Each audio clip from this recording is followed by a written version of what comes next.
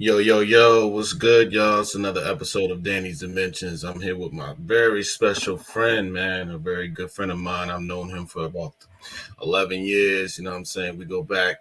My boy, DeMarcus Chop Chop Corley, the former WBO junior welterweight champion of the world. What's going on, Chop? What's up, Danny? How you doing, man? Man, not much, man. I hear you been cooking it up with the Chop Chop's Kitchen. Tell us about that, man.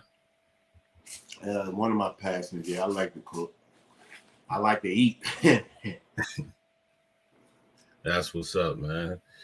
So, for all those that don't know about DeMarcus Chop Chop Corley, you're well renowned around the boxing world. You fought some of the best fighters in the world, from the Mayweathers to the Judas to the Cottos to everybody, just about. So, tell us about, like, you got your start. You started out in you were born in Washington D.C., right? DMV's Born- finest. Yes, sir. Yes, sir. So, tell us about how you got the nickname Chop Chop. I got the name Chop Chop from eating. I went out to eat in Nashville, Tennessee. It was the Silver Glove tournament. It was the Nationals, and we went out. Well, when we got there, we were hungry, so the trainers took us out to eat. And at 10 years old, you know you're supposed to eat a proper way when you're training. And my trainer, he told me he wanted me to have a salad. I had a salad. We went to it was Burger King where they had a salad bar. So I had a salad and a couple other items and a couple other items. I went from 65 pounds to 75 pounds. So when I got on the scale the next morning, I weighed 75 pounds. My trainer said, "You chop that food up. I'm gonna call you Chop Chop from now on. Now you got to move up and weight and fight the bigger guys." Wow. That's what's up. That's an interesting story. I've heard that story before. I just wanted the viewers to know about how you got the name Chop Chop. So you had a stellar amateur record. Came into the pros. You wiped out basically all the competition, and then on 5 days' notice, you take on Felix Flores for the WBO title. Tell us about that fight. We got a phone call on a Tuesday. I was in the gym training, and it was from Don King Productions. It was the vice president of the company, which was Damison Jameson.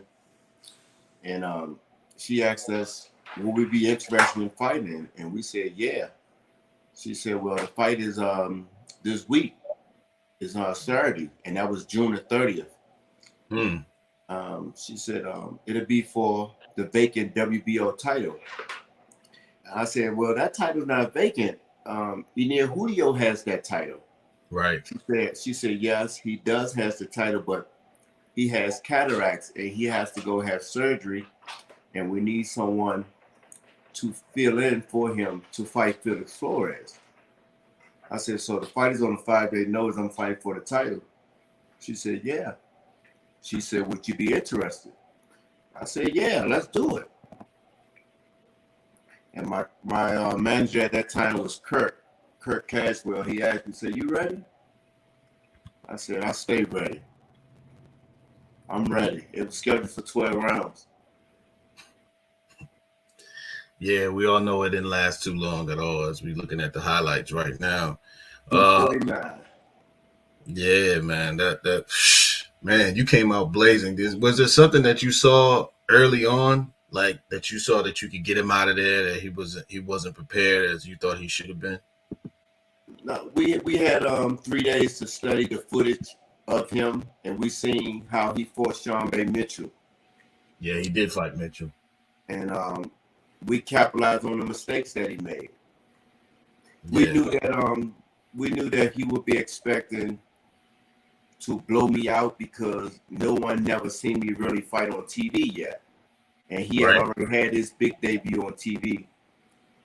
And I was just an up and coming fighter that was a southpaw that was very slick, but they didn't think I could crack.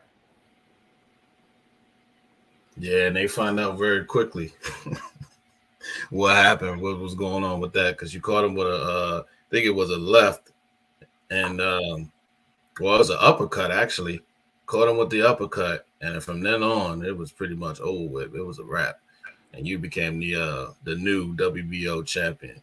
So tell us about that. How that felt to be to win the title in only a few matter of seconds. It's my most memorabilia night. I mean, you can't take it no better than that.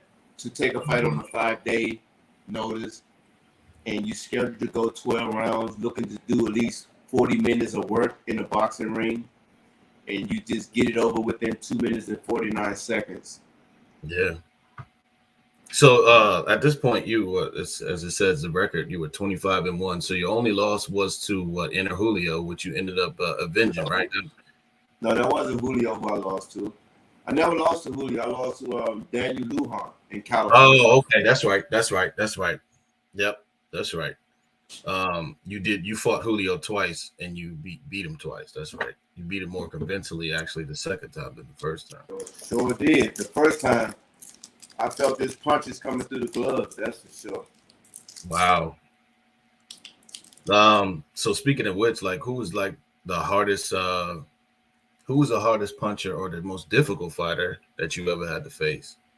Difficult, I'm gonna say Floyd Mayweather, most smartest.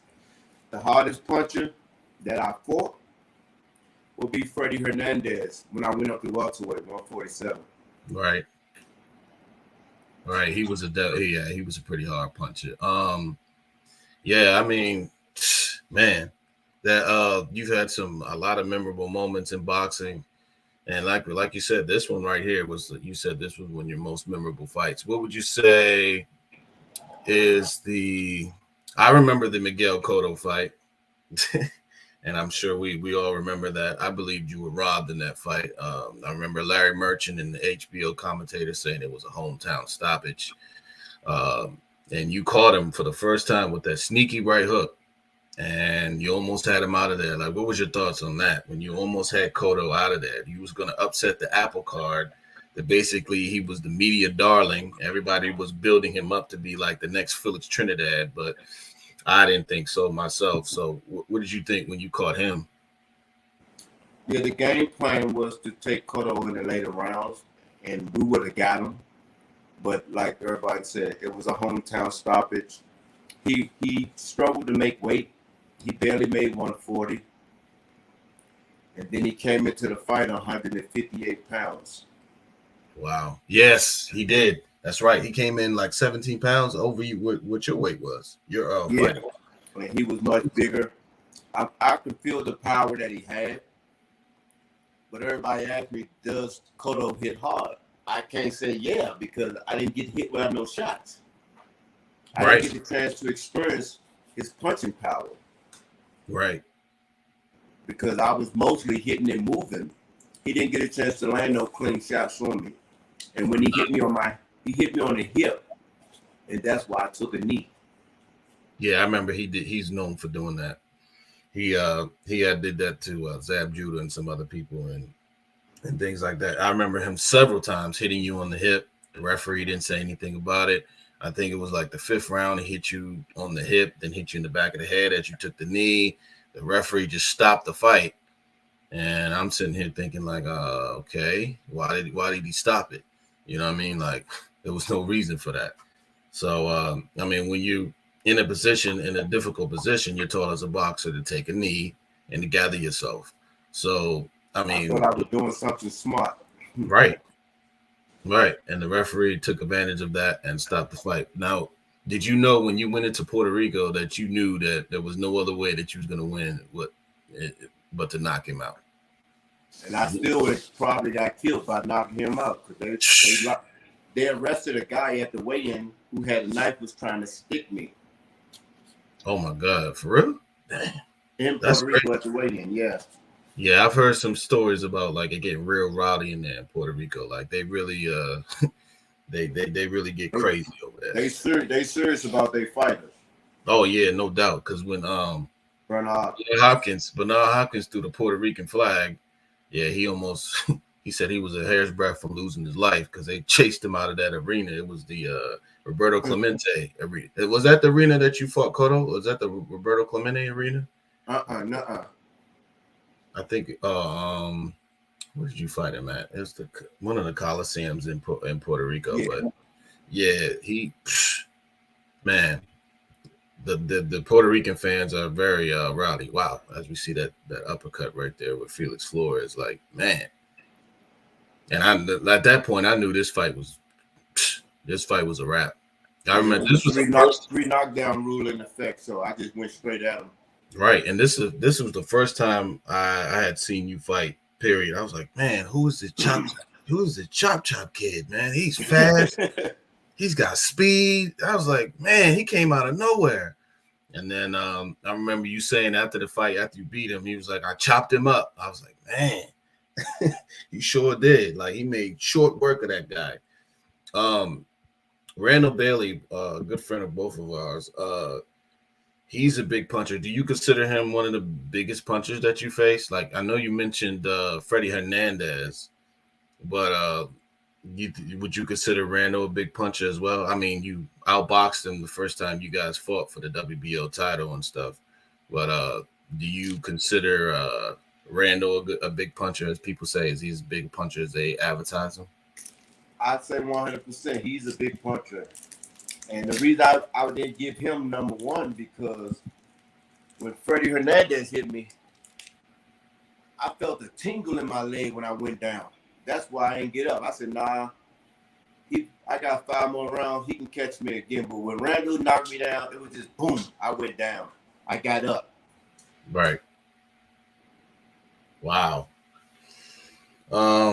Yeah, because you after winning the title, you fought Zab Judah. Who'd you say was? You said Floyd Mayweather was the most talented. Do you think Zab Judah was talented? I know you had a little beef with him later on the what was it, on ES News? You guys were going at it a little bit.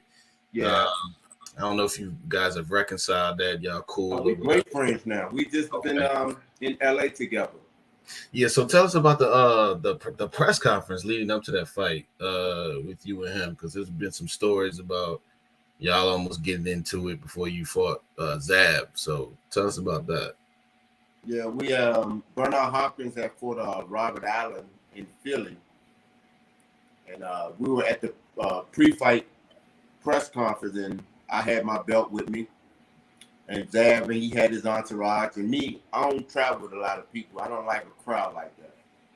So with me and one of my good friends from the city, DC, and we went to the fights, and we was at the press conference, and Zabner was talking trash. I was there.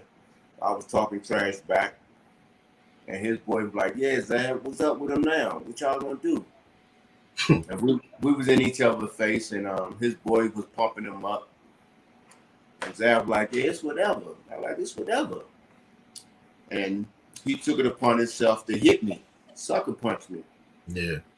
And all hell broke loose then. We were fighting and they was jumping us. And then from that moment on in January, Don King and them broke the fight up. They said, why y'all fighting and not get paid? Let's make the fight so we can make some money. So I started training ever since then, from January till June.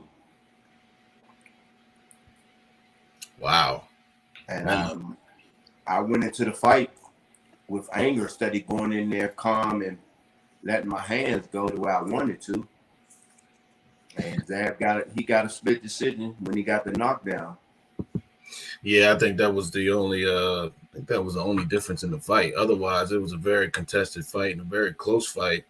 I think there was certain times during the fight where you put I remember you put a lot of pressure on him, like especially when he got up against the ropes.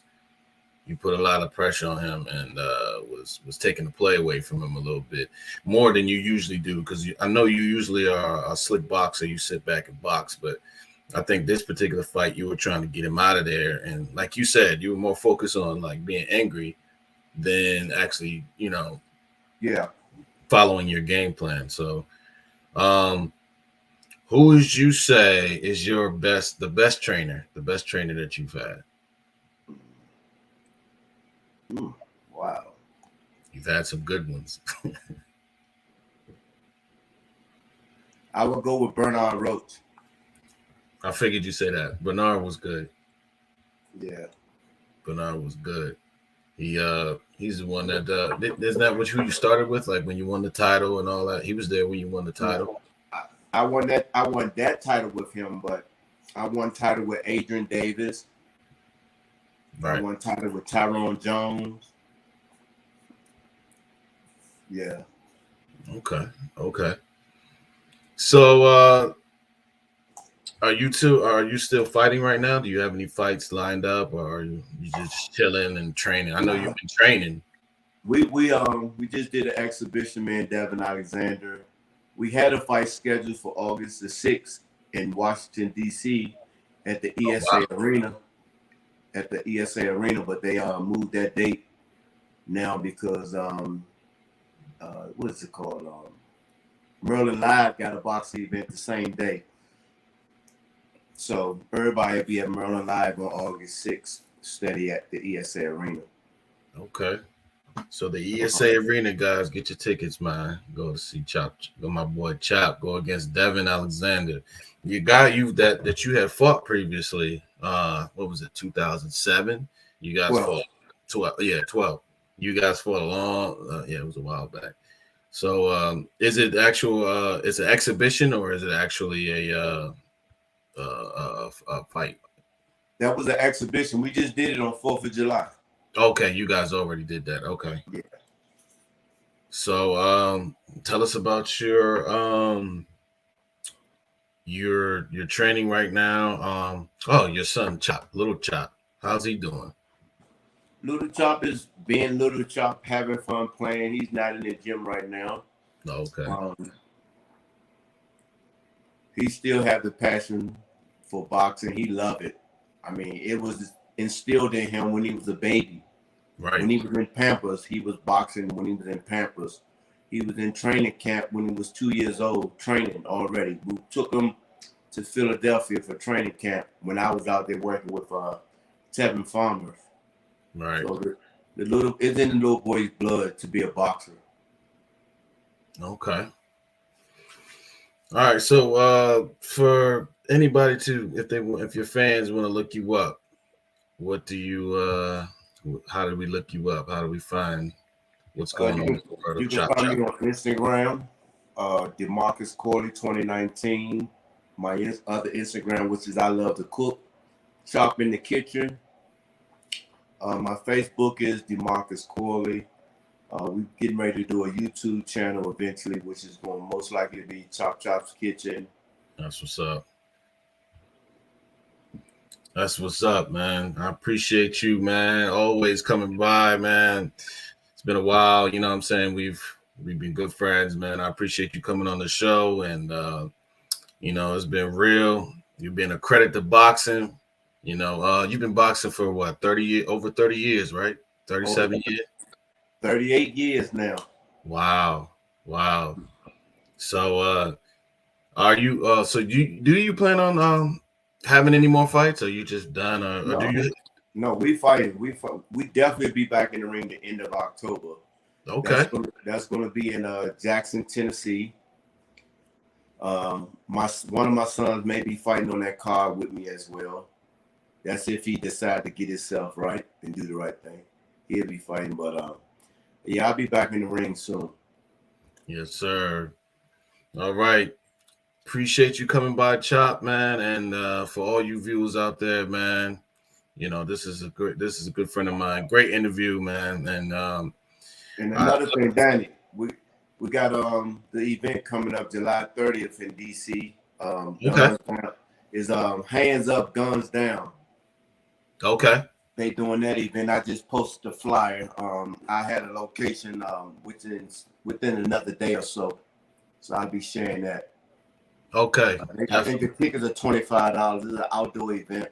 I'm doing an exhibition, so. Word.